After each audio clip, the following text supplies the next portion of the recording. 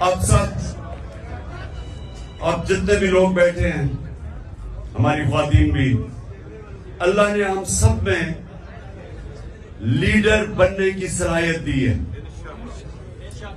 کیونکہ یہ یاد رکھیں، ہم اللہ کی سب سے عظیم مخلوق ہیں، اشرف المخلوقات. تو جب اللہ نے فرشتوں کو کہا کہ انسان کے سامنے جھکو، اور جب ابلیس نے انکار کیا تو اللہ نے کہا فرشتوں کو کہ تمہیں بھی نہیں پتا کہ میں نے انسان کو کتنی صلاحیتیں دی ہوئی ہیں. مشکل اور مسئلہ یہ ہے کہ ہمیں بھی نہیں پتا کہ اللہ نے ہمیں کتنی صلاحیتیں دی. اور وہ کیوں نہیں پتا؟ کیونکہ ہر انسان کے سامنے دو راستے ہوتے ہیں. آپ جب نماز پڑھتے ہیں تو آپ صرف ایک چیز مانگتے ہیں کہ اللہ ان کے راستے پہ لگا جن کو تو نے نعمتیں بخشی. اس راستے پہ نہیں جو تباہی کا راستہ ہے. تو جو تباہی کا راستہ ہے، نوجوانوں سنو، یہ ہاتھ ادھر نہ لاؤ، سنو میری بات. تمہیں یہ یاد رکھو جو میں باتیں کہہ رہا ہوں، اور خاص طور پہ نوجوانوں کے لیے یہ آپ کی ساری زندگی کام آئیں گے اگر آپ کو سمجھ آ گئی. آپ کی سامنے ہمیشہ دو راستے ہوتے ہیں. ایک آپ کی عظمت کا راستہ ہے، ایک آپ کی تباہی کا راستہ ہے. اور نماز میں ہم مانگتے ہی ہیں کہ اللہ ہمیں وہ عظمت کا راستہ دے. مانگتے ہم نعمتوں کا راستہ ہے اور چاہتے ہیں ہم وہ تباہی کا راستہ، کیونکہ وہ آسان راستہ لگتا ہے. مثلا مجھے کوئی موقع ملا، میں کوئی ایسی پوزیشن میں ہوں، گورنمنٹ پوزیشن میں ہوں، میں تھانے دار ہوں، پولیس میں ہوں، میں فوجی ہوں، جو بھی ہوں، ہر وقت مجھے موقع ملے گا ناجائز قسم کا پیسہ بنانے کے لیے. لگے گا وہ آسان راستہ ہے، رشوت دوں گا ایک دم پیسہ آ جائے گا، لیکن وہ آپ کی تباہی کا راستہ ہے. جس وقت آپ وہ آسان، جو آپ کو راستہ آسان لگتا ہے وہ لیں گے، وہ اصل میں آپ کی تباہی کا راستہ شروع ہو جاتا ہے. کیونکہ قرآن کی ایک اور آیت ہے کہ جس چیز کو سمجھتے ہو تمہارے لیے بری ہے وہ تمہارے لیے اچھی ہے، اور جس کو تم اچھی سمجھتے ہو وہ بری ہے. اس کا کیا مطلب ہے؟ کہ جب آپ سمجھتے ہیں کہ یہ بڑا آسان طریقہ پیسے بنانے کا، آپ اپنا ضمیر بیچتے ہیں، وہ آپ کی تباہی کا راستہ شروع ہو جاتا ہے. جو لیڈر ہے وہ ہمیشہ وہ راستہ لیتا ہے جو اللہ کہتا ہے کہ تمہاری عظمت کا راستہ ہے. اور وہ راستہ کس کا ہے؟ کس کا راستہ ہے؟ وہ کس کا راستہ؟ دنیا کے سب سے عظیم لیڈر نبی صلی اللہ علیہ وسلم کا راستہ ہے. اور وہ اس کی بنیاد کس پہ رکھی گئی ہے؟ دو کیریکٹرسٹکس کے اوپر اس کی بنیاد رکھی گئی ہے لیڈرشپ کے راستے میں: صادق اور امین.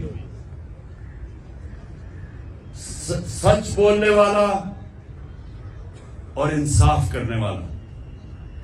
یہ دو کوالٹیز ہیں لیڈر کی.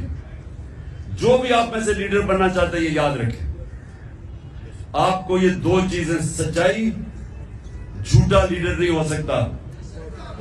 جب جھوٹا لیڈر ہوتا ہے تو وہ لندن میں جو بھاگا ہوا وہ بن جاتا ہے.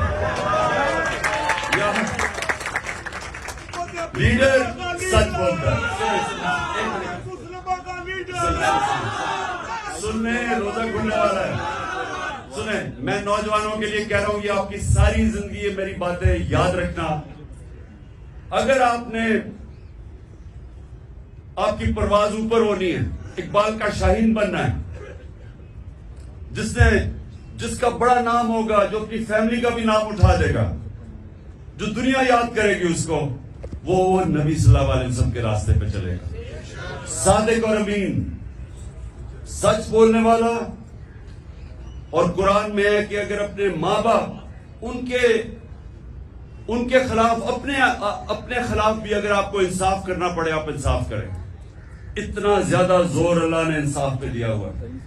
وہ لیڈرشپ کی، جب ایک لیڈر انصاف کرتا ہے اس کی عزت ہوتی ہے، اور لیڈر عزت کے بغیر لیڈر نہیں بنتا.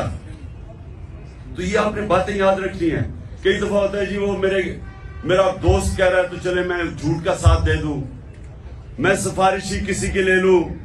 جب آپ کسی کا مثلا آپ ٹیم سلیکشن میں سفارشی لے کے آتے ہیں تو آپ کسی کا حق مارتے ہیں. جب آپ حق مارتے ہیں اوپر والے کی برکت نہیں آتی، کیونکہ سارا کامیابی تو اوپر والا دیتا ہے.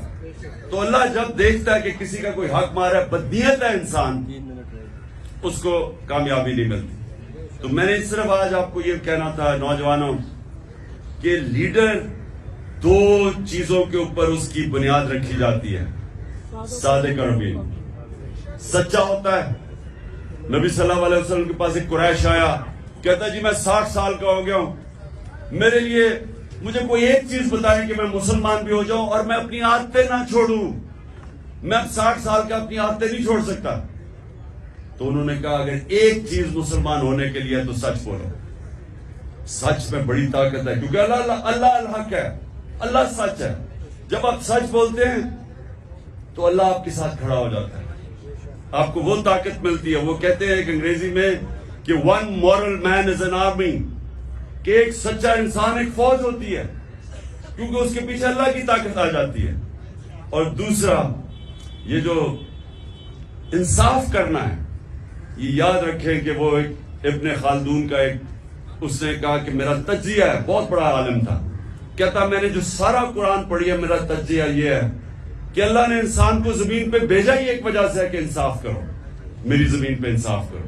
یہ دو چیزیں یاد رکھیے نوجوانوں، ان دو چیزوں پہ کھڑے رہو، آپ کی معاشرے میں عزت بڑھنی شروع ہو جائے گی. گاؤں کے اندر ایک لوگوں کو پتہ چلے جی وہ آدمی ہے، جو بھی مسئلے ہوتے ہیں وہ ادھر پہنچ جاتے ہیں ان کے مسئلے حل کرنے کے لیے، وہ سچا آدمی اور صادق اور امین ہے. سارے گاؤں اس کی عزت کرتی. نبی صلی اللہ علیہ وسلم کی نبوت سے پہلے سارے مکہ کے لوگ جانتے تھے کہ وہ صادق اور امین ہے. ابھی نبوت نہیں ملی تھی، لیکن یہ خطاب تھا کہ وہ سچا اور ایماندار اور امانتدار آدمی ہے. اس لیے یہ یاد رکھنا کہ دنیا میں اوپر جانا ہے.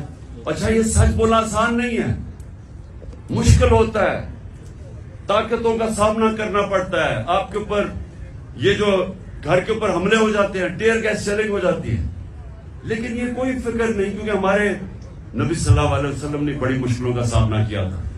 لیکن پھر ان کی جو آج عظمت ہے، اسی ہے ہم آج جان دینے کے لیے اس لیے تیار ہیں کہ ان کے کیریکٹر کی وجہ سے کہ وہ رائے حق پہ کھڑے رہے اور آخر میں ساری دنیا ان کے ساتھ ہوگی. دعا کریں گے اور پھر انشاءاللہ روزہ کھولیں گے.